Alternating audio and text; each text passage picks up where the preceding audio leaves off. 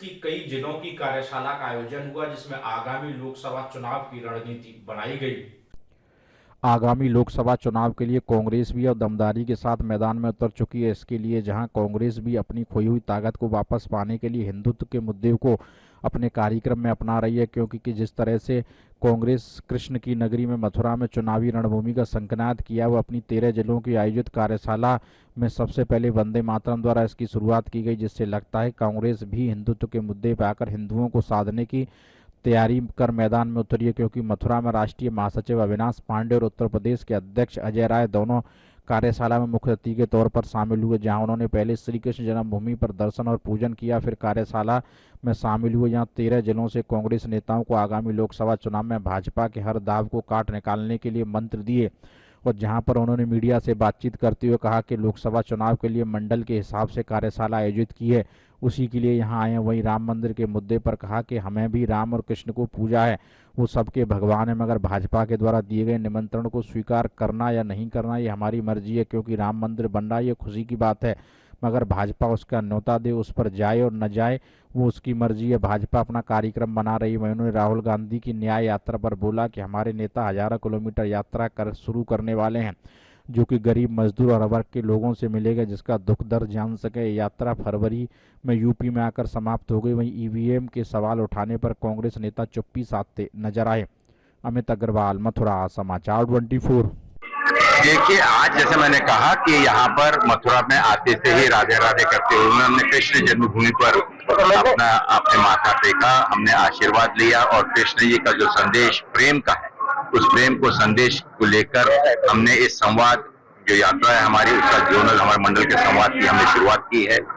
इसके साथ लेकर जय सिया राम का नारा लेकर अपने अपनी श्रद्धा के साथ में हम 15 तारीख को दर्शन लेने के लिए जाएंगे। हमारे सभी जो साथी आना चाहें वो हमारे साथ में आ सकते हैं। और तत्पश्चात यही जो संवाद यात्रा जब हमारी बनारस में होगी तो वहां पर हर हर महादेव करते हुए हम वहां पर आदरणीय हमारे भोलेनाथ जी का भी दर्शन करेंगे। ये यात्राएं जो है इसका राजनीतिकरण ना करें, ये व्यक्तिगत रूप से श्रद्धा का आस्था की बात है, जहाँ पर हम सतत हमारे कार्यक्रम के साथ में जाते हैं और आगे भी जाते हैं। क्या मानेगा कांग्रेस भी बीजेपी की तर्ज पर यहाँ पर जितने भी वरिष्ठ नेता हैं जो आना चाहें, कौन कौन, हमने किसी को चिन्हित नहीं किया है, तो कृपा करके मैं स्पष्ट करना चाहूंगा ये कोई पार्टी का प्रोग्राम नहीं है, यह व्यक्तिगत प्रोग्राम आस्था के आधार पर, क्योंकि मैं उत्तर प्रदेश में हूं और मैं दर्शन करने जा रहा हूं, इसके चलते हुए ये दर्शन आज भी और उसके आगे भी दर्शन चलते रहेंगे। ना ही सिर्फ मंदिर, मस्जिद, गुरुद्वारा, गिरजाघर, हर जगह में जहां पर आस्था के स्थान है उसका सम्मान करते हुए आगे बढ़े। आप प्रभारी हैं गठबंधन में कितनी सीट प्रभारी हैं गठबंधन में आप प्रभारी हैं, कितनी सीट चाहते हैं यूपी में? देखिए, गठबंधन की किसी प्रकार से कोई अंकगणित अभी तक से नहीं हुआ है। 80 सीटों पर इंडिया गठबंधन के उम्मीदवार लड़ेंगे। कोशिश होगी कि भारतीय जनता पार्टी के सामने में गठबंधन का एक ही उम्मीदवार हो और उसकी विजय के लिए हम सब प्रयत्नशील। आप एनडीए अभी तक नहीं मानी है, कैसे मनाया जाएगा? अखिल भारतीय स्तर पर जो भी प्रयास हुए होंगे, क्योंकि मैं उसका अंग नहीं हूँ, उसकी जानकारी मुझे प्रत्यक्ष रूप से नहीं है। विचार इंडिया गठबंधन का एक ही है कि जितनी भी समवैचारिक दल, पार्टियां, छोटे छोटे दल क्यों ना हो, सब एकत्र आए ताकि हम डटकर मुकाबला भारतीय जनता पार्टी के उम्मीदवार का मुकाबला कर सके। आवश्यकता यह है कि अगर इस देश को लोकतंत्र बचाना है, अगर इस देश के संविधान की रक्षा करनी है, तो हम सबको आकर जो भारतीय जनता पार्टी है उसको मुकाबला मिलकर करना होगा। बहन मायावती जी भी उत्तर प्रदेश के बहुत ही वरिष्ठ नेता हैं और एक लोकतांत्रिक तरीके से और साथ ही संविधान पर विश्वास करने वाली है और जो हम कहेंगे एक सेक्युलर विचारधारा को लेकर उनका पक्ष, उनका दल काम करता है।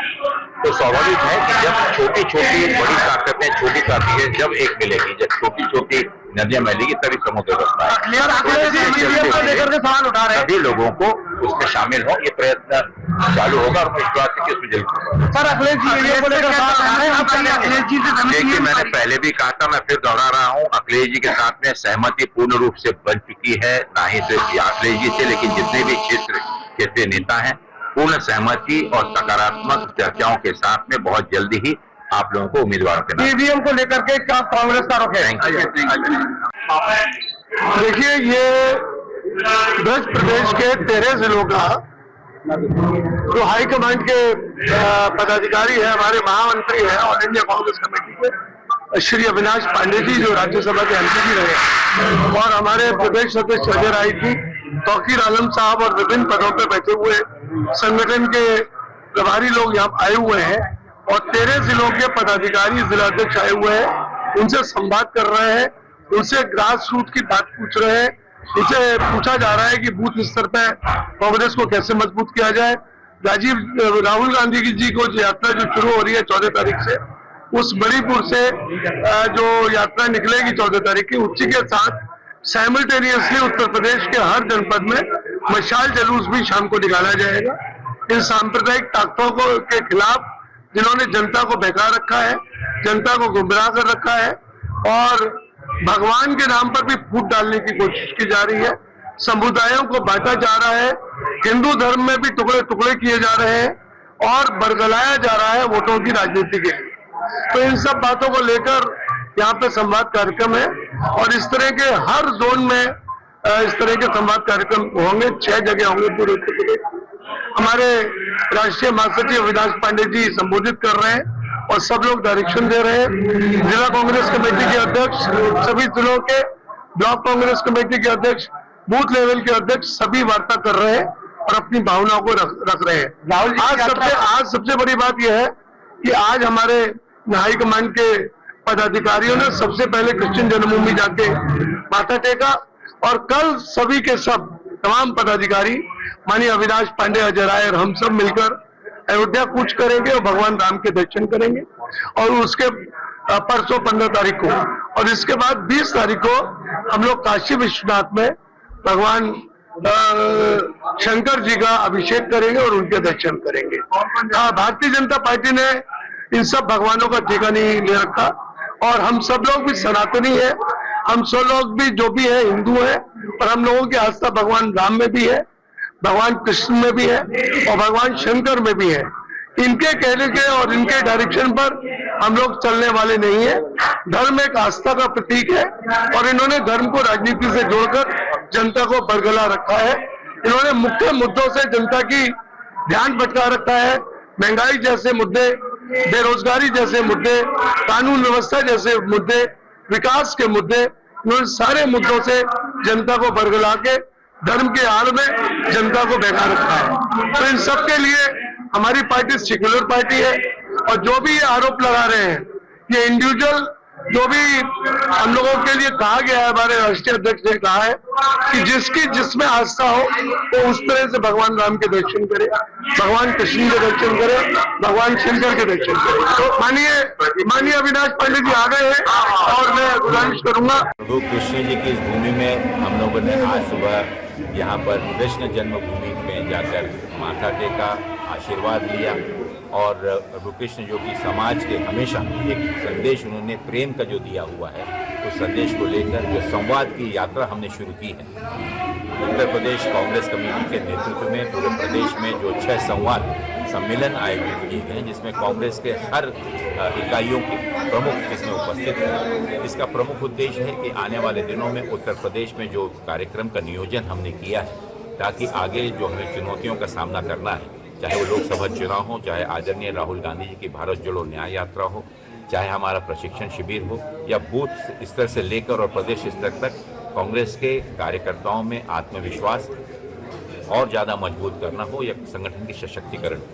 इन सभी विषयों को लेकर ये संवाद यात्रा शुरू है। संवाद सम्मेलन पूरे प्रदेश में 6 मंडलों पर आयोजित किए गए हैं। आज ये दूसरा मंडल है, इसके बाद में 4 मंडल और बाकी हैं और प्रमुख रूप से इसमें लोकसभा चुनाव, जो कि एक बहुत बड़ी चुनौती है, जिसमें आने वाले 5 वर्षों के लिए इस देश की दशा और दिशा का निर्णय इस देश की जनता लेने जा रही है, तो जनता के विश्वास के साथ साथ कार्यकर्ताओं के विश्वास और मनोबल को और ज़्यादा मजबूत करते हुए, संगठन को मजबूत करते हुए इसका मुकाबला हम कैसे करेंगे, इन सभी विषयों पर कार्यकर्ताओं से और हमारे जितने भी सम्मानित पदाधिकारी हैं उनसे संवाद स्थापित कर उनके सुझाव अनुसार आगे की रणनीति क्या होगी वो निर्णय होंगे। भाजपा कह रही है कि जो सनातन को नहीं मानते वो राम मंदिर को नहीं जा रहे हैं। अब इसका अगर उन्हें किसी ने इस चीज़ के लिए अधिकार दिया है, सनातन कौन है और असनातनी कौन है, तो इसके बारे में जवाब वही दे सकते हैं, वही इसके बारे में फैसला दे दें कि कौन सनातनी है कौन असनातनी है। उनके जो भी उनका सोच है, मैं समझता हूँ, मैं तो इस देश के हर व्यक्ति जो भारतवर्ष में है, जो कि एक यहाँ पर हर धर्म जाति मान्यताओं का सम्मान करता है और यही संदेश सनातन है। जिस तरह से अयोध्या के राम मंदिर की बात हो रही है, तो राम मंदिर में दर्शन करने की भी बात है, वहाँ के निमंत्रण को कांग्रेस नेताओं द्वारा ठुकरा दिया गया, इसको लेकर देखिए, व्यक्तिगत निमंत्रण को स्वीकार करना अस्वीकार करना यह भी उस व्यक्ति के खुद की उनका निर्णय है। पार्टी के फोरम पर अखिल भारतीय कांग्रेस कमेटी के कांग्रेस वर्किंग कमेटी जो हमारी कार्य समिति है, सर्वोच्च समिति है, माननीय हमारे कांग्रेस अध्यक्ष ने स्पष्ट निर्देश और सब लोगों को संदेश दिया हुआ है। 6 तारीख को अगर आप देखें, इस बारे में स्पष्ट किया गया कि जो जिसकी आस्था है, जिस किसी विचार में, जिस किसी धर्म के प्रति होगी, उसका हम पूरा सम्मान करते हैं। जो भी जाना चाहते हैं वह ससम्मान अपने आस्था अनुसार जाकर दर्शन करे। 22 तारीख का निमंत्रण जो आप सब समझते हैं कि इसका आयोजन प्रमुख रूप से समाज के बीच में एक ध्रुवीकरण के लिए और इसका राजनीतिकरण करने में इसका उपयोग किया जा रहा है, जो कि दुख की बात है। मंदिर का हम स्वागत करते हैं, वहाँ बनी हुई जो वास्तु है, हम सब लोगों के लिए गौरव की बात है कि प्रभु राम की जन्मभूमि एक भव्य स्मारक खड़ा हो रहा है और इसमें देश के हर व्यक्ति का योगदान है और हम सब नतमस्तक होकर उसका स्वागत करते हैं। व्यक्तिगत निमंत्रण स्वीकार करना या अस्वीकार करना यह हर व्यक्ति का अपना अधिकार है और ये बेहतर वही जान पाएंगे कि क्या उन्होंने इस देश की में जो एक जातीय और एक जहर फैलाने का जो कोशिश चल रही है, उससे हटकर जो देश को जोड़ने की बात है, जिसको लेकर माननीय राहुल गांधी जी ने दक्षिण से लेकर और उत्तर तक, कन्याकुमारी से और कश्मीर तक, और आज कल 14 तारीख को मणिपुर से लेकर और मुंबई तक जो 10,000 से भी ज़्यादा किलोमीटर की जो यात्रा लोगों के बीच में जाकर उन्हें गले लगाकर उन्हें उनके कंधों पर हाथ रखकर, चाहे वो युवा हो, किसान हो, हमारा किसान मजदूर हो, महिलाएं हों, उनके साथ में ढाढ़स बनाकर, हिम्मत बनाकर जो देश में एक अनकही आपातकालीन स्थिति है उसमें उनका जोश और उन्हें एकत्र करने के लिए यात्रा की हुई है। उसका उद्देश्य मात्र ये है कि यह देश सबका है,